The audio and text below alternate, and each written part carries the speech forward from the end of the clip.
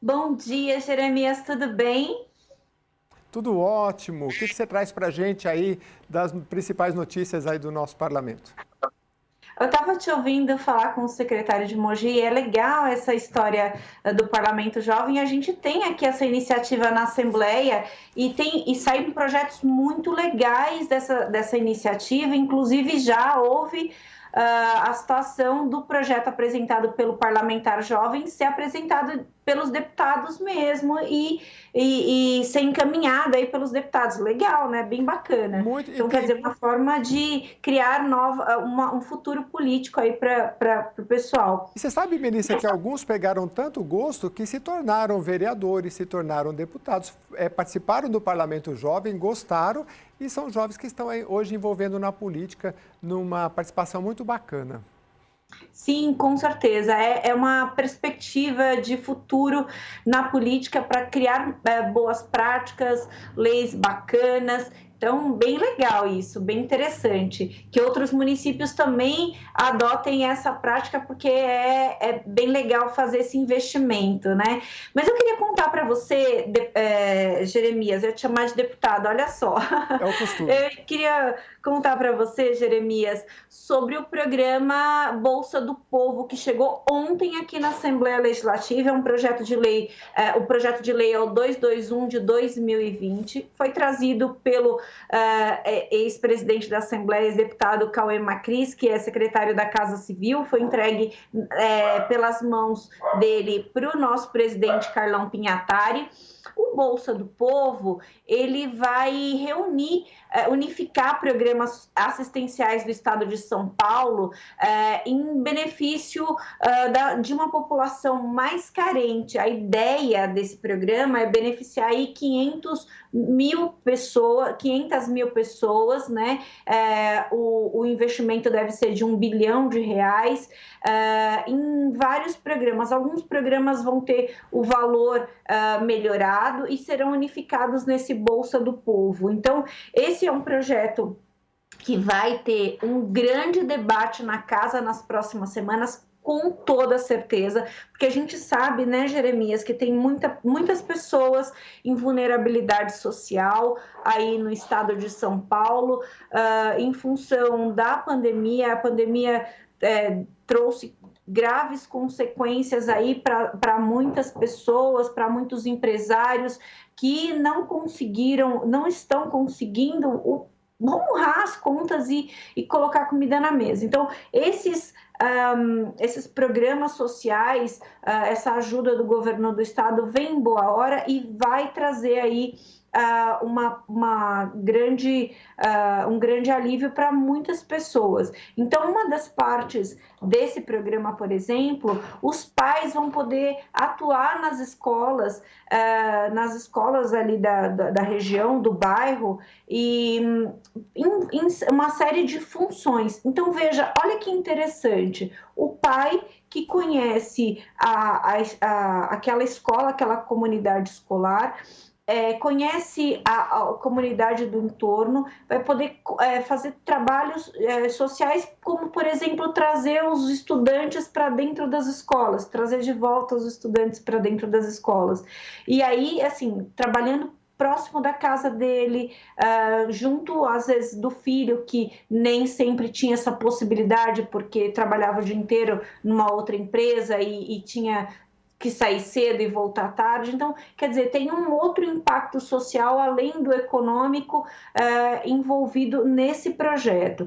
Então, a gente precisa ficar de olho aí, debruçado nesse projeto, vamos estudar efetivamente o projeto para que a gente veja aí qual vai ser a tramitação dele. Os deputados, alguns já sinalizam que desejam encaminhar emendas, aprimorar o projeto, para que o resultado dessa proposta seja o melhor para a população, né? Eu acabei, Jeremias, há alguns instantes de gravar um programa com a deputada Janaína Pascoal e com o deputado Vinícius Camarinha sobre a questão das vacinas, a autorização da compra de vacinas por empresas privadas. Um programa super bacana, ideias, debates que devem ao ar nos próximos dias, bem legal mesmo, foi bem interessante a conversa. E no programa os deputados comentaram sobre essa proposta, falaram sobre essa possibilidade aí desse investimento nas pessoas que estão necessitando aí no Estado. A deputada Janaína tem alguns pontos de ressalva, o deputado Vinícius vê com bons olhos esse investimento aí que o governo sinaliza. Então, assim, o debate será quente, a gente não tem dúvidas disso, que vai ser um debate muito quente e necessário, uma vez que, como eu falei antes, tem muitas pessoas em vulnerabilidade social no estado de São Paulo. Então, estão sendo feitos vários programas aí para ajudar a população, para conseguir atravessar esse momento difícil de uma melhor maneira possível, né? A gente sabe que as pessoas, obviamente, que gostariam de estar numa outra situação de trabalho, de renda mesmo, só que em função da pandemia as coisas precisaram ser ajustadas e algumas empresas não conseguiram esse ajuste, o nível de desemprego tem sido muito alto, então nesse momento o poder público, a atuação do poder público é muito importante, né, Jeremias? Como nunca, né, Melissa? Eu estava falando isso também numa entrevista esses dias, que como a gente ficou, tempos de guerra, tempos de pandemia, a gente fica extremamente dependente do poder público para tudo, né? A área da saúde ditando se a gente vai estudar, se não vai estudar, se vai sair, se não vai sair, se vai trabalhar, se não vai trabalhar.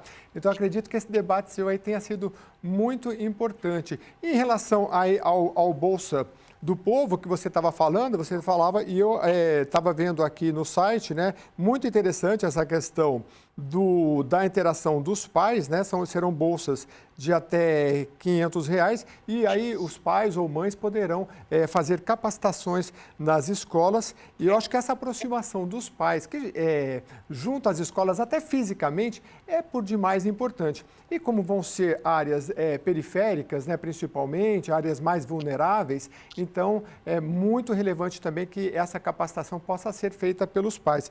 E a questão econômica também nem se fala, não é, Melissa? A gente sabe que, por exemplo, já vi reportagens que muitas cidades pequenas, as aposentadorias movimentam a economia da cidade.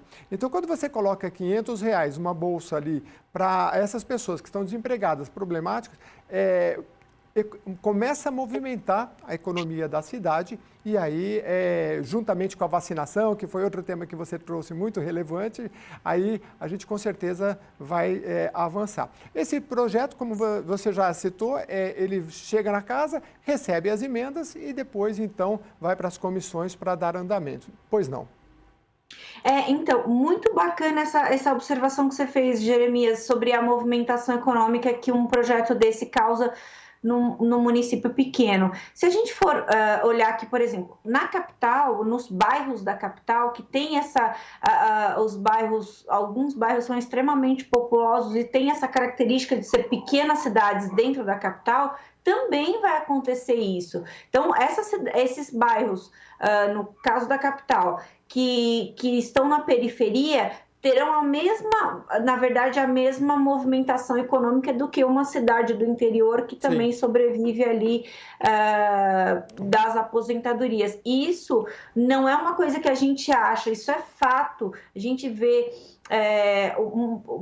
alguns estudos mostraram que a dificuldade econômica que muitas pessoas acabaram enfrentando, por exemplo, em função da morte do idoso, né, porque a aposentadoria era responsável pela renda familiar. Então, essas alternativas que estão sendo ajustadas aí para ajudar a população são importantes, sim, para que as pessoas consigam se reerguer e seguir nesse período difícil de pandemia e também no pós-pandemia. Acho que a gente acabou o nosso tempo, Jeremias, mas olha, se der tempo eu volto para contar mais para você, tá bom? Para mim e para todos os telespectadores da Rede Alesp, um bom dia para você. Obrigado pelas informações, Melissa Araújo.